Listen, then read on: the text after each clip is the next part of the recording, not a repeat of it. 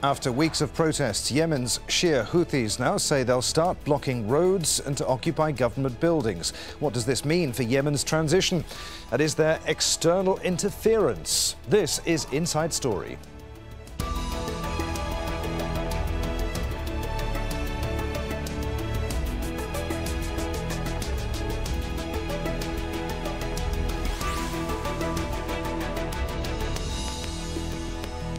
Hello and welcome to another Inside Story. I'm Adrian Finighan. After years of conflict and instability, Yemen has made great strides in its post-revolutionary transition, but there are fears that that progress is now under threat. The Houthis, a movement of Shia Muslims who hail from northern Yemen, are fighting the government on two fronts. The northern province of Al JAWF has turned into a battleground between the Yemeni army and Houthi rebels.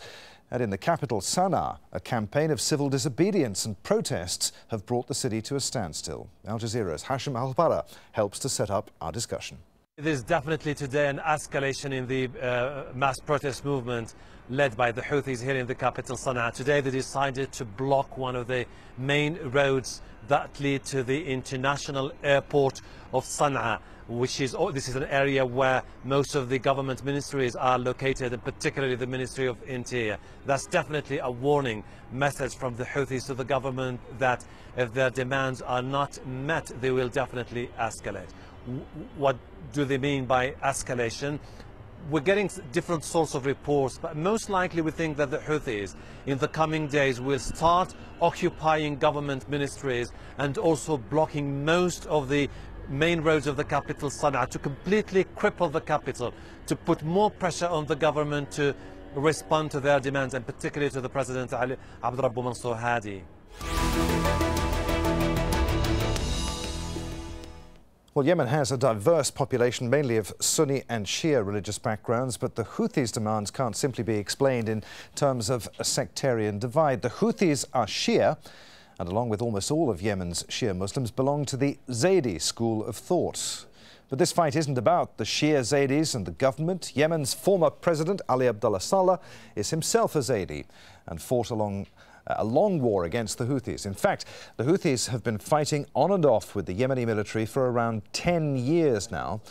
During the 2011 revolution, they consolidated power over a broad stretch of land in northern Yemen, and their offensive is now threatening neighbouring areas. The Yemeni government has repeatedly accused the Houthis of receiving Iranian funding and weapons, something that Iran denies.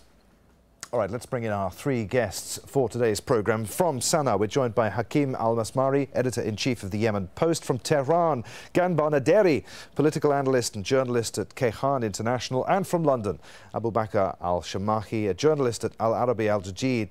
Abubakr covered Yemen's revolution in 2011 and currently writes an exclusive blog entitled Wandering in Yemen. Gentlemen, welcome to all of you. Abubakr, we'll start with you.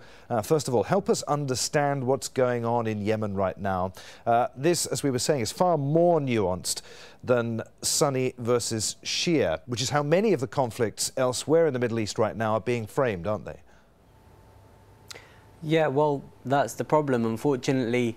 To the outside observer, especially those who maybe are or know a lot about other conflicts in the Middle East, such as Iraq, such as Lebanon, they see what's going on in Yemen and they immediately fit it in to what's going on elsewhere. So we have this Sunni versus Shia and the impression that that's the main issue that exists in Yemen. What's going on in Yemen definitely does have a sectarian background to it. The Houthis are predominantly a Zaidi revivalist organisation, yet it's far too complicated to simply insist that this is exactly the same as what's happened elsewhere in the Middle East. And I mean, it has an economic background. It has a political background. The growth of the Houthi movement today owes a large part to the government and the army and the way they acted towards the Houthis and the area where the Houthis existed. So Sa'da, and how over the 6 wars between 2004 and 2010, Sa'da was decimated. And the popularity of the Houthis grew and grew. And I feel the problem the army faces right now is, do they attack them again in the same manner, which we might be seeing right now in Al JAWF, because that didn't work in the past. But at the same time, you've got the civil disobedience in the capital. Yeah. And where does that leave the government? So, can they attack protesters so there? Abubakr, is it wrong simply to refer to the Houthis as Shia, or even just as Zaidi? I feel it's incorrect to simply refer to them specifically, especially as Shia, because I mean, for example, from my own perspective, a couple of years ago, I didn't even use the term Shia or Sunni in reference to the Yemeni sects. It was Zaidi and Shafi'i, and because it's as soon as you say Shia, people think Iran. As soon as you say Sunni, people think Saudi Arabia, and it's a completely different religious scene in Yemen. Yet, having said that, as time goes on, as sectarianism in other countries in the Middle East becomes more entrenched, and as these conflicts then get, I suppose, when Yemenis see what's going on in Syria, when they see what's going on in Iraq, they then resort to sectarian identities which maybe didn't exist in the past. So now you do have a much more, I guess, a Shia vibe to the Houthis, and there's more of a prominence of specifically Shia terminology that the Houthis are now using. So I guess as time goes on, it does become more appropriate to term them as a Shia group. Let's bring in Hakim Al Masmari, then, editor-in-chief of the Yemen Post in Sana'a. Hakim, so many questions. Who are the Houthis? How did they become such a political force? Are they even a political party? They are not a political party, but they are a force to be reckoned with today, especially after the 6 wars that happened since 2004. These 6 wars were somewhat oppressive only to please neighboring countries. And the government gave a lot of hardships and problems to anyone who was Zaidi or had links to the Hashemite, who were Hashemites.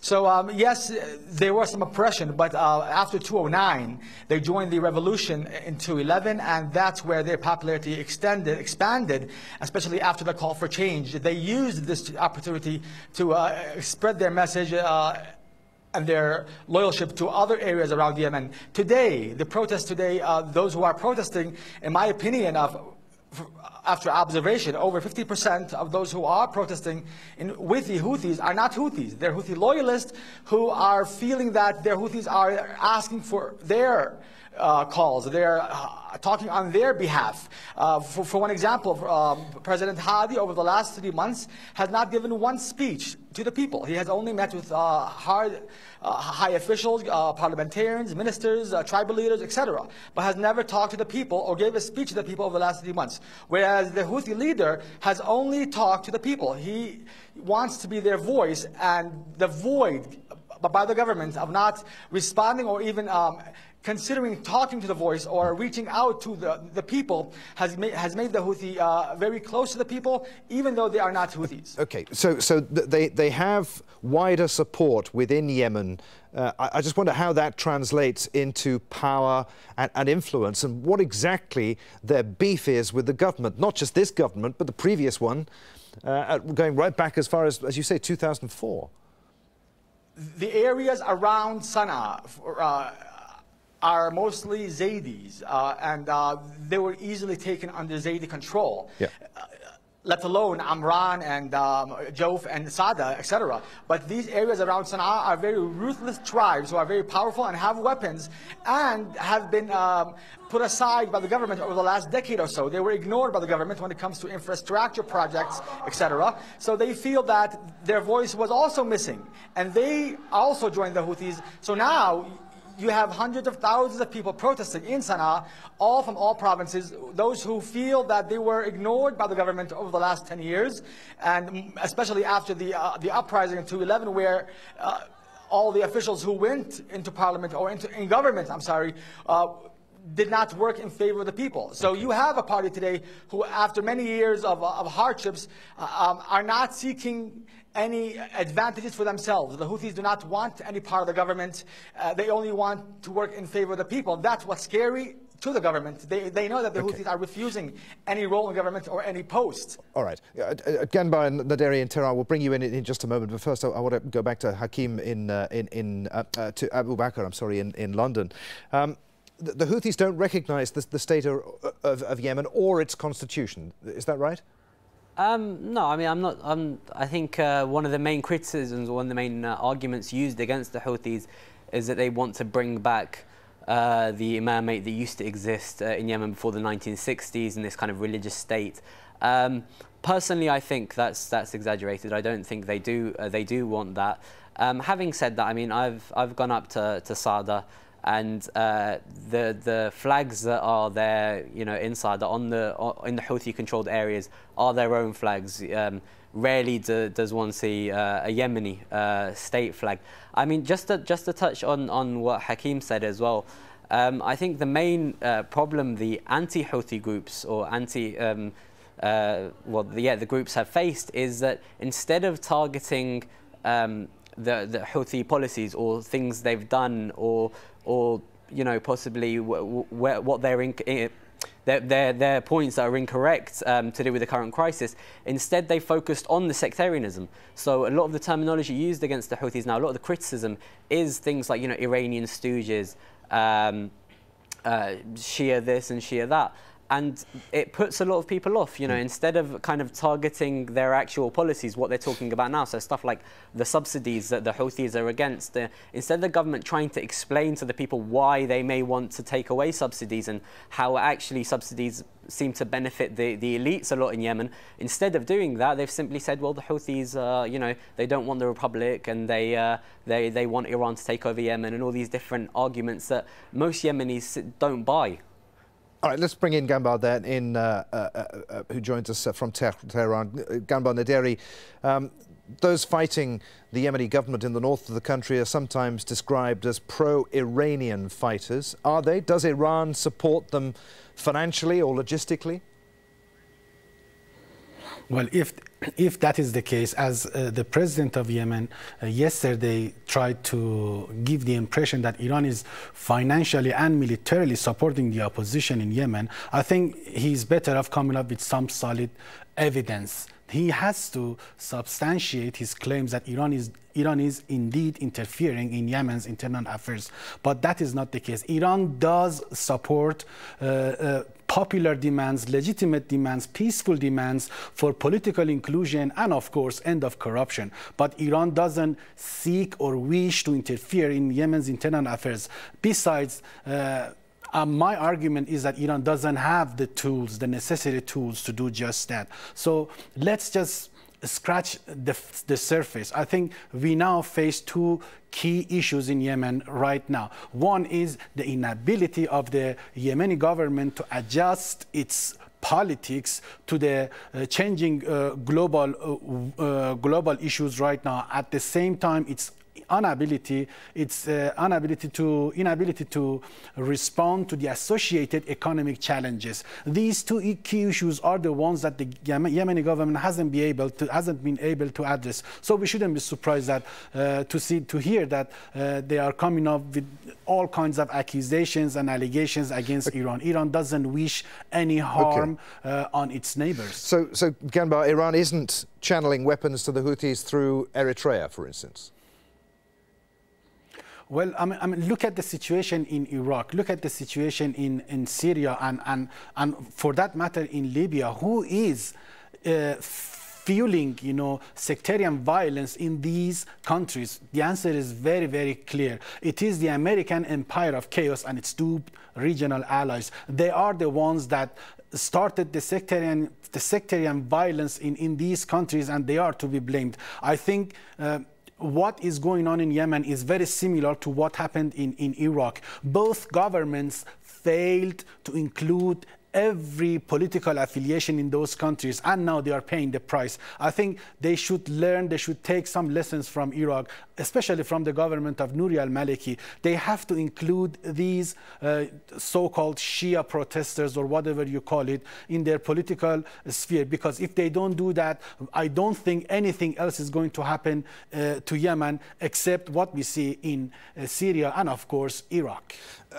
Hakim, in Sana'a, Hakim Al Masmari, editor of the Yemen Post, what do you make of what you've just heard? He is talking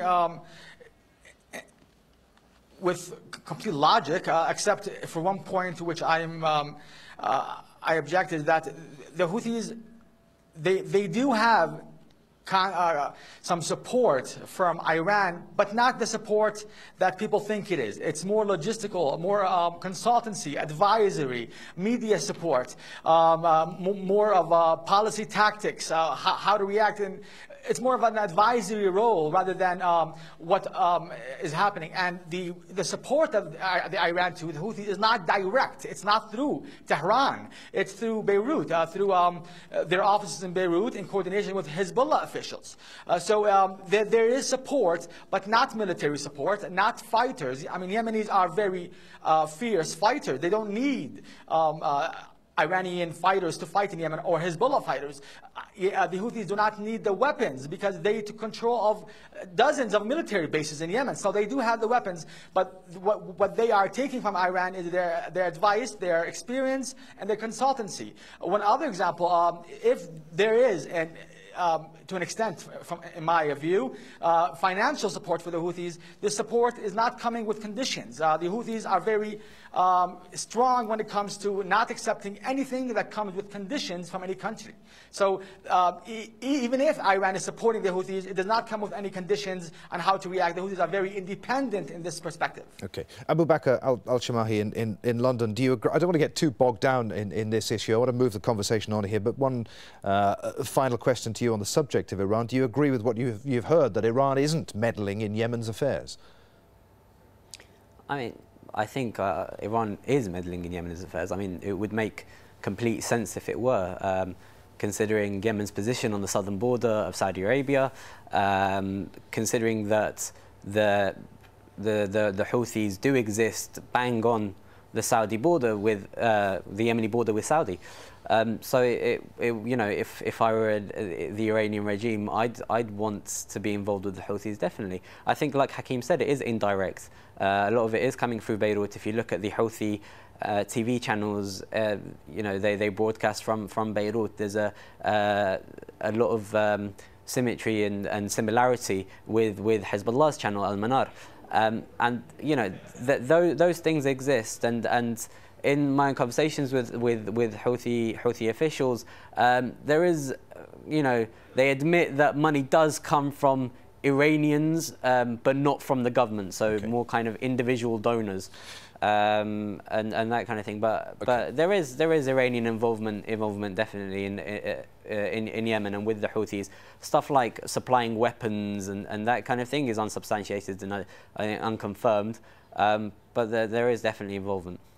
Well, until recently, Yemen was showing signs that it was on its way to recovering from years of conflict. You'll remember that Yemen's 2011 revolution forced Ali Abdullah Saleh to eventually step down the following year. Months of national talks have had some success in forging a new social contract in Yemen, and the current president, Abdurabu Mansour Hadi, has regional and international backing. But the Houthi protests in the capital Sana'a are threatening to unravel some of those gains, and some fear that Al-Qaeda, which has been ramping up its anti-Houthi rhetoric, may also get involved. Hakim, in Sana'a, hundreds of thousands of people rallied in Sana'a on Friday in support of the government. Is this current administration, do you feel, in any danger right now? Oh yeah, it's in a very deep hole because the Houthis are not demanding anything for their own benefit. This is the problem. The President Hadi and the policymakers in Yemen are used to bargaining when it comes to dialogue with political factions because they always want personal interest. Yes, the Houthis do have personal interest, but it's not it's still uncovered. The Houthis are only demanding what the people want, which is lower the prices of fuel and petrol, etc., and also the implementation of the national dialogue. I mean, the Houthis used the call of the people to gain access to the people. It's a very wise political move, and that's why I say that they do have consultancy from Beirut and Tehran, advisories and tactics of how to plan and when to hit in the right time. So the Houthis know that the government is corrupt, and that Hadi over the last 2 years has weakened all his previous allies or those who he feared. So after weakening all of them, it's hard for him today to ask them to stand with him or support him against the Houthis. Even if they do support him, they feel that we're supporting you because we have to, because the UN Security Council is over our head. But don't forget that you also weakened us over the last couple of years. Ghanbar Naderi, why do you think the Yemeni government has failed to respond to the aspirations of the people following the unrest of 2011-12? Very good question. I think we have to look back at history. A country such as Great Britain, it took Britain over 6 centuries to form an all-inclusive and democratic government and the rule of law. So we shouldn't expect any kind of national dialogue or democratic government in places like Yemen anytime soon. The same thing that the government in Yemen is doing is what other governments failed to do across the Middle East and North Africa. The violence in Libya, the huge problem in Syria, the unfolding, misery and chaos in Iraq. All these governments have failed to listen to the opposition, to include every single political affiliation in government and internal politics. So, I mean, Yemen don't have anyone else to blame but themselves. We will see more violence in Yemen, and the chaos is going to spread, just like what happened in other countries in the region and beyond. So, I mean, if we are talking about national dialogue or a democratic government, I don't think this is going to happen anytime soon, because Middle East is not ready for democracy. Okay. And the sad part of the scenario is that the imperial the empire of chaos, which is the United States and its duped allies, they know it very well. Right. That's why they don't want to see the end of chaos in these countries, because they thrive and feed on chaos. All right, Abubakr, I just wonder if Houthis are part of the administration that came to power after Ali Abdullah Saleh stepped down, and where you think all of this will end. How does this endless game of politics and this vicious cycle that we seem to be seeing, particularly in Yemen, how does all of it end? Well, the question is, what do the Houthis want? And it's a question that everyone's asking themselves and everyone's trying to figure out. Do they want, simply greater autonomy over their own regions? Do they want to change and have access to the sea, to access to the oil resources in Al Jawf? And I feel, we've given, the Houthis a pretty easy ride so far on the show. What they've done and what they are doing is, kind of two-faced, in that they have these peaceful protests going on in Sana'a, and yet on the outskirts of the city they have armed men, and they seem to be going from conflict to conflict. And you have to ask yourself after a while, if a certain group has been fighting against various different groups and keeps on fighting against various different groups, what is their end game? All right, well, let's put this, we've got a very limited amount of time. Hakim, how do you respond to that? I completely agree with him, completely, but what's worrying right now, in my opinion, is the most critical aspect, is after Hadi was seen as weak in front of the Houthis, or did not do anything for their expansion, and after him, the UN Security Council had no strong position. This is forcing other factions in Yemen, especially Saleh and the Islah people, to act very fiercely right now, and they feel that the fear that they had against Hadi was unnecessary, and they today are also reacting in a very strong tone, because they know that the UN Security Council will not do anything, since they stayed quiet against the Houthis, who are doing a lot of problems for the Hadi. So they also gained influence and from that position. So we feel if the international community does not react in a very strong way, Yemen is going in a very, very dark hole right now. All right, gentlemen, There, I'm afraid we are going to have to leave the conversation for today. Many thanks indeed for being part of our inside story on Yemen. In Sana'a, Hakim Al Masmari, who's editor-in-chief of the Yemen Post. In Tehran, Ghanbar Naderi, political analyst and journalist at Kayhan International. And from London, we were joined by Abubakr Al Shamahi, a journalist at Araby Al Jadeed. And thank you for watching. Please let us know your thoughts. You can leave your comments on facebook.com/AJ Inside Story. We're also on Twitter. Tweet us at AJ Inside Story. I'm Adrian Finighan. Thanks for watching for now. Bye-bye.